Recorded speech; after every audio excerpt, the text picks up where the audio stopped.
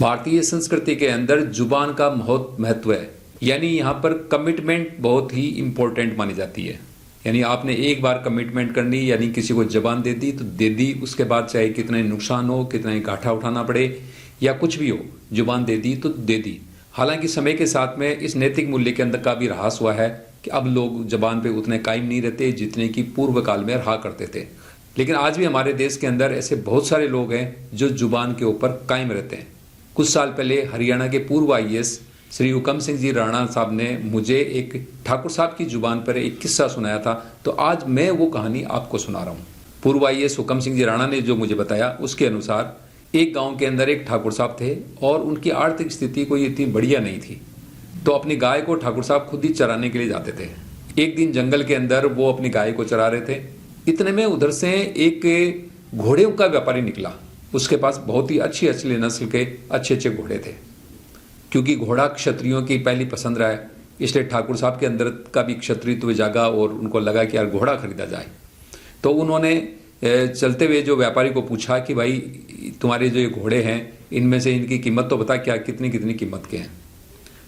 तो ठाकुर साहब की जो हालत उसने देखी कि ये गाय चरा रहा है, उनके कपड़े लत्ते देख करके उनके आर्थिक स्थिति का उसको व्यापारी को भान हो गया। तो व्यापारी ने कहा कि आप रहने दीजिए, कीमत पूछ के क्या करेंगे, आपके बस की नहीं है ये घोड़े खरीदना। बस ठाकुर साहब के बात ये दिल पर लग गई।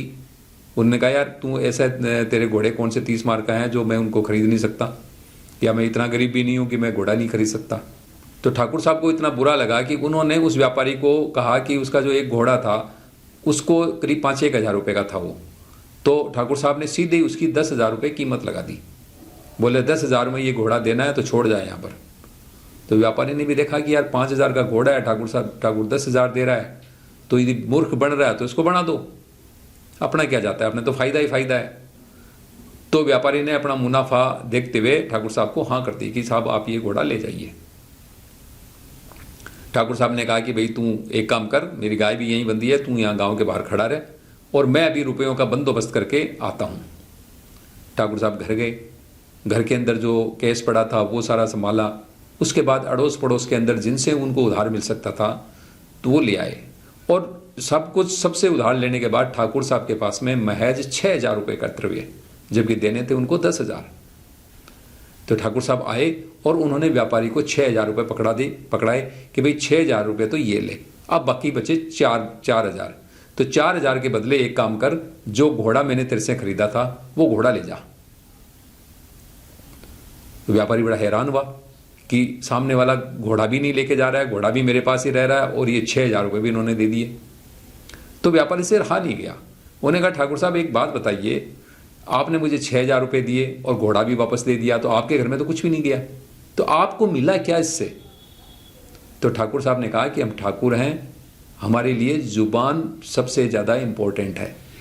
मेरे को घोड़ा मिला नहीं मिला, मेरे 6,000 रुपये चले गए, मुझे उसकी कोई टेंशन नहीं है। कम से कम मैंने तेरे से जो जुबान की थी वो जुबान तो रह गई। तो हमारे देश के अंदर लोग इस तरह से जबान के ऊपर कायम रहते थे, यानी जो कमिटमेंट कर लिया वो कर लिया। लेकिन हमारे बुजुर्ग जितना जुबान पे कायम रहते थे उतनी हमारी नई पीढ़ी जुबान के ऊपर कायम नहीं रहती, यानी अपने कमिटमेंट पे खरी नहीं उतरती।